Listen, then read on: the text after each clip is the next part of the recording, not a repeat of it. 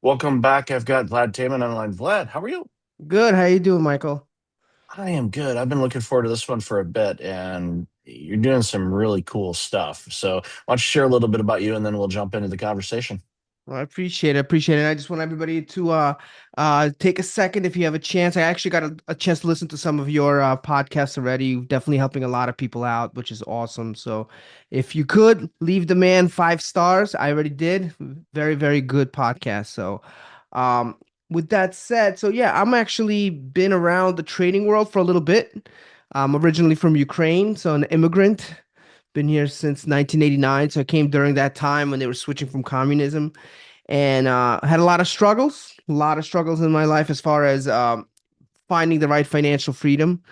And I've always been a person who wanted to find something that doesn't require um, a way to struggle through it, but I tried living the American dream. That was the goal.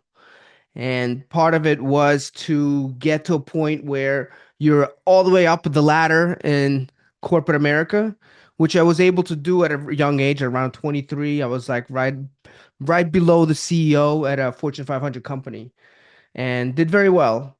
But I did have a lot of health issues to a point where I had got hospitalized and couldn't figure out what was wrong with me. And it had a lot to do with stress and anxiety and things like that. So I've been living that type of life and just figuring out how to get out of it is really, really difficult. So one of the things I've learned is a lot of people talk about being not in a good state financially, and they're trying to figure it out, which is one thing. But a harder thing to do, believe it or not, is being able to be in a good state where financially where you are making money and trying to replace that living.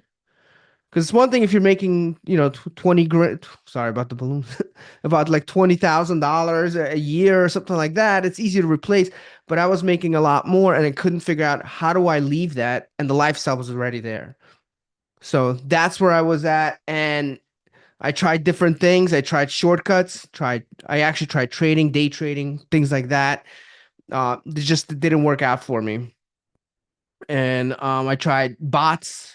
I tried real estate. I even opened up a sandwich shop at some point, and none of those things actually worked. So I had to figure out a way to make money to be able to still support my career and be able to start building something on the side substantial enough that could grow consistently and eventually have the option, do I want to stay or do I not want to stay, or and what's even worse is if I get fired, do I have do I have something going on? And that's where I started kind of looking into a system, and eventually took me about 15 years to really get, but we finally figured it out exactly what we could do to still maintain that job, get them to the point you want to be making the money consistently, and then be able to switch over. Your journey reminds me of a cousin of mine, and I've shared the story a few times where he entrepreneur spirit um, from the word go and never really wanted to work for anybody else. He did for a little bit, but it just didn't work out for him. So he tried all kinds of different things, and then he finally landed on, what he ended up doing. And has done extremely well, gets to do some really cool things in life, but he kept at it. He had that tenacity like you do of like, all right, this isn't working. All right, well, try this. All right, well, do the sandwich shop. All right, well, I know how to make a great sandwich, but I don't want to be running a sandwich shop anymore. And we know, with trading and things like that, there's so many different varieties of things you can do. And some people can be very successful, whether it's hedge fund trading or any type of thing, options. There's commodities. There's so many different flavors out there where yes, there are people that have been successful, and unfortunately, there's been some people that have not been. So, but you went through all of that, and then you developed something, and like you just said, 15 years. That's not overnight. It Mm. kind of feels like that, I'm sure, some days where it's like, wow, that was a quick 15 years. But when you're in the middle of it, you're trying to figure out what in the world am I doing here, and how am I going to be able to do this so you can get to that very important option that you mentioned, saying, do I want to stay or do I want to go? And I have the ability to go if I want. That is. freedom, in my opinion, to have that choice of, I could walk away from this and I'm going to be all right, or I'm going to be beyond all right. I'm going to be like, it's kind of foolish for me to waste my time doing this because I could be doing this and having a whole lot more fun and maybe not work as much. Everybody has to make that own decision based on their own life. But, to be able to get yourself in that situation just speaks volumes to the tenacity and the drive that you had to. I mean, come on, let's go back for a second. 1989. Yeah, I remember that time and the whole end of the Iron Curtain, Hmm. and Ukraine, and we know what's going on there now. But we'll go back in time, and you pick up and go, all right, I'm going to pick up and go across the world and live in a country that I've never lived in before, and start anew. I always tell people that is my definition of bravery. Now, some people say it's stupid, but I don't. I say it's brave because you're going into the unknown willingly, and you're like, I'm going to figure it out. And it just speaks volumes to your character. So I want to commend you that. I mean, it's been decades since you did it, but I always commend people that you're going to get up and leave what you've known to go to something that you don't know about other than watching on television and whatnot. It's I commend you on that. So let's dive in a little bit more because I know one of the things, in the work that you do, and the name, of course, is one of those eye-catching things, was the paycheck collector strategy. Now, that's a specific entity of something that you do, but let's dive into, it's 15 years later, you finally got it. You got what you Yeah. wanted to do. So walk us through that. Yeah, so when you mention, going into the unknown territory, I will say, especially if someone's listening to this, I'm sure, knowing your audience could possibly relate to the fact that trying new things, it always leads a lot of times to failure. And I've tried a lot of them. And trading to me, I associate, and I'm sure a lot of people do too, it's kind of a gamble. So when I looked at it, I'm making consistent money in my job. Okay. Say what you want. You could say you hate your job. You could say whatever, but there's a paycheck. And that's why we're there. For me, I'm not a big risk tolerance. I have very low risk tolerance. I would never leave a job. I'm too logical for that, for a gamble. Because if I need to know, need to have certainty. Maybe now things have changed being an entrepreneur, but there was no way I'm leaving. And I think a lot of people in this world, you could tell them no, trading this, but they're not leaving. So I could tell you, oh, I could show you a swing trading strategy, a day trading strategy, and you could make this. Most people have figured out, yeah, but what about the losses? What about the losses? Like, I get it. You're gonna have this guy there and there, and I'm that person. So to me, that was not even an option. I tried it. I did try it, and I was somewhat successful, and I had some losses or whatever. So I had to figure out, how do I do something that's going to bring me a consistent paycheck that I have on the market, that I have with my career. But how do you do that you can't do it with real estate unless you're getting like rental, but that requires a lot of time, a lot of capital, a lot of risk. I wasn't willing to do that.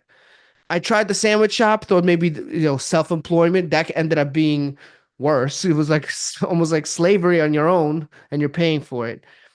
Trading was attractive because you could do it on your phone, under your control, and there's no real risk unless you put it in, and you could take it out whenever, which I liked. All I needed was consistency, and I couldn't figure that out. So I tried stocks, I tried options, I tried all these things. But then, well, I met a guy he lived in Chicago. I live in the East Coast, but a friend of mine introduced me to him. He's been doing this for years, and I trusted him because he's a good friend of my family. So I was like, let me talk to him. He's been doing this for 38 years. And he explained to me, look, you got to understand all this stuff you hear, the retail trading, it's all cool. Some people make money, most don't. It's just, you can't time the market that well. You just can't. And he explained to me there's strategies out there, they're called selling strategies, that are safer. And what's cool about strategies like this is most people that make substantial money consistently, Warren Buffett, those type of guys, they do not time the market. what they do, I mean, yes, long term, yes, we all have the 401ks, all that. That's a legitimate way. But short term, there's ways you could actually collect money from the market knowing exactly what you'll do. So he showed me a strategy. He clicked a button and the amount of money came into the account, the exact money he said he's going to come in that instant. I'm like, okay, that's pretty cool, which I didn't know exists. And he showed me while people are timing, look what you have. And there's things that you need to be really successful. And this is what he told me. One, you need to know how much you're going to make on this trade right away, right now. Nobody else could do that. In a selling strategy, when you're doing a specific strategy that you could actually collect a premium, you are the people think like you're going against the market. You're not. You're going against somebody else who has a different belief. That small amount of people are the ones making money. So you actually collect the premium right up front. So now it becomes a consistent, a predictable salary. Plus, you get probabilities. So you'll know exact number of probability of you keeping this money in the next 2 to 30 days. So if you time the market good, you'll keep it in 2 days. If you don't, you have to wait 30 days. But the losing has a 7% chance of loss, which is, and it's not a number that I came up with. It's literally statistically proven when you click on this type of trading. So you were able to make money consistently. And that's when I was like, okay, I'll give this a shot. And basically what it did is he said, look, here's the catch to this whole thing. It's capped. Now, so meaning if the stock goes to the moon, if I told you you're going to make $438 by, so they hold your money. So let's just say they'll hold like 4,000, I'll make 400. And they'll hold your money. You don't actually trade it for a month or something, maybe sometimes 12 days, depending on the trade. But you, but you can't go beyond it. Even if the stock went to 500%, you're making 400 and you can't be greedy. And you compound this 8 to 10%, 12% per trade, usually around 8 to 10% every single trade. If you time it right, you'll get it quick, you recompound it. I was like, this is great. So, and that's how I started the journey when I realized I don't have to be smart and perfectly time the market every single time. And and I started compounding and compounding. Now, if you do the math of 8 to 10% per trade over the next 6 months, that it becomes pretty substantial. Yeah, and it's from how you've described it, it's a situation where,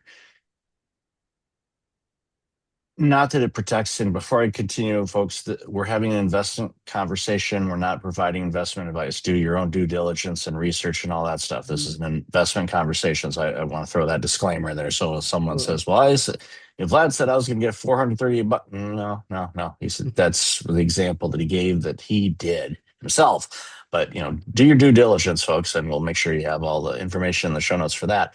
But from my vantage point, looking at it, it's like, okay, it seems like it's and again, investment conversation.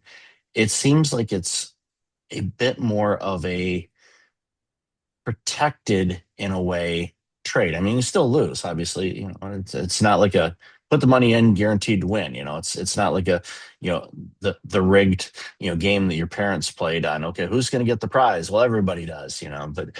But it seems like in that example where it's like, okay, you've got this runway here of a few days to 30 days, and we know, you look at any stock, just pick one. You do a 30-day average, or you look at their activity 30 days, and it's all over the place, because Mm-hmm. some of it may be what's going on with their business, some of it may be what's going on in the industry that they're in. They may not have anything to do with anything going on right now, but the market is doing whatever it's doing because Chairman Powell said this, or the president said this, or there's some type of shortage of this, or, case in point, we know with AI, all the data centers that are being built and all of that. So what's happening is the companies that make the computer memory chips, their shares have been going pretty high, Mm-hmm. because demand. It's like, okay, yeah, they're going to have more sales. Well, that means, yeah, this is probably a good business to invest in. And will that ebb and flow? Sure. But yeah, so that's one example of something. But you buy something that's in that, okay, this is the dollar amount that I want to get. We'll use the 438 bucks. And it's like, okay, that's what I want to get. And it has something like this where they say, okay, well, Micron is only going to be selling to data centers. They're not selling to individuals right now because the data centers need all the chips they can find. Okay, well, again, that's one of those things where, that stock can go straight up and you're like, all right, cool. But, you're like, I set my target at this, boom. And it's one of those things, and I think of, and I always tell people this, one of my favorite leadership books is The Tortoise and the Hare, Hmm. because the tortoise, the slow and steady investor doing the smart stuff, what happens over time? They build themselves up quite the nest egg. Warren Buffett's a great example of that. He hasn't been crazy rambunctious, like we've seen with the retail stock trading apps and things like that, in certain places like GameStop, for example, going. It's like Yeah. you're going to fall out of your chair if you keep watching it because it was just going all over the place. He's not into that game. He's like, no, no, no. I like consistency and compound interest, folks. That's your friend. That'll make you rich. And that sounds like that your system, buys into that. So I'd love to hear your thoughts on that. Yeah, yeah, absolutely. Consistency is key. The big thing is understanding that it's a selling strategy, meaning, um, if you really look at Warren Buffett, most of the time he trades options, but buying options compared to selling options properly is a different game. So there's ways you could do it with insurance, which means you will make a lot less. However, let's just use an example. Stock is at $100. Essentially the way it works is if the stock goes up and you think it's going to go up, you could make $400, we'll say, right, as an example, in a couple days. But you could be wrong. Maybe it stays still. Maybe it goes down. The insurance part of it says that if it goes as low as $90, again, making up total different numbers, you will still make the same amount and you just have to wait. So you have an insurance amount of time error that you could work with, but you're also capped at your wins. So as long as you're okay understanding, look, you're not making more than 8% of this trade, no matter what you do, but you have a great protection system with that. So you would have to be, if you're wrong, you have to be really wrong to still lose, which could obviously happen, of course, with any trade. There's always going to be some sort of risk involved, but you're now capping the statistics into your favor instead of just, hey, hopefully it goes up at this time and I'm good to go. Yeah, it gets rid of the hopium kind of thing, and it makes you, quite frankly, it probably makes you a smarter investor because you're looking at things a little bit differently and you're approaching it. And the thing that jumps out at me now, just as I'm thinking about this, is it dedicates you to, okay, you're doing this type of trading. Because I Hmm. think where people get in trouble a lot, especially in recent years, when we literally pick up our phone, download an app, throw some money at it, and all of a sudden we're in the market. It's never been easier to do it, but you get lost in there, and if you don't know what you're doing, you're just scattered, and you're you're gambling. You're not investing. You're gambling. And that's one of the biggest things I see with a lot of people is like, oh yeah, I'm going to take this, I'm buy it. It's like, okay, well, why are you buying this? Have you done any research on the company? Or in the case of your platform, yeah, you're still going to do research on it, but you're going to see, you know, the average returns. And if you look at us, okay, Yeah. 8 to 12%. My first question is, okay, what do I need to learn to be able to do that consistently? I don't, or excuse me, consistently. I don't care who the company is. That to me, it doesn't matter. And I think that's another thing too that sometimes gets people upset is they're like, well, I'm a big fan of this company, so I'm going to buy their stock. Okay, cool. You can have that as part of your portfolio, but is a big difference between trading, baseball cards and trading this, although the baseball card market's completely different than when it was when I was a kid. So it's completely different ball game. But having said that, I think again it helps narrow you and discipline you too. And I think that's the thing that I find intriguing about this is it kind of keeps you honest a bit. We're like, okay, this is what we do. This is the type of trades we do here. Yep. period, full stop. Nothing else, nothing shiny, nothing over here where you can do all that stuff. No, it's like, this is what we do. You do this, you follow this system, you follow this protocol. On average, you will see this to this. And I think that's something that's definitely intriguing. Yeah, absolutely. So, what you just mentioned, the psychology behind it. This was my original goal is helping. If you think about hardworking professionals, they have a specific psychology, and the psychology is I work hard, I learn a skill, I get a opportunity, a career, and then I could go for this and have a salary and make money. You when you're taking somebody's brain like that and trying to put them in a situation where now they have to kind of gamble and unknown, you're it's not aligned with what they're doing. And that's where a lot of people sometimes mess up their career and they want to get out of it. And I've seen people take major losses. I remember a guy took because he was so desperate, he lost $920,000. And he did it because somebody took his money because he trusted them. It was investing out of desperation instead of inspiration. And that's where things went wrong. So what I try to look for are people who said, look, I want to do it the right way. I don't want to have somebody else trade for me. I don't need a magical robot. I want to learn it on my own. I want somebody to help me one on one, really answer, just like I made my career work through hard work, maybe take a couple months to really build a foundation in myself, but align myself with the psychology I'm used to, knowing this is how much money I could make.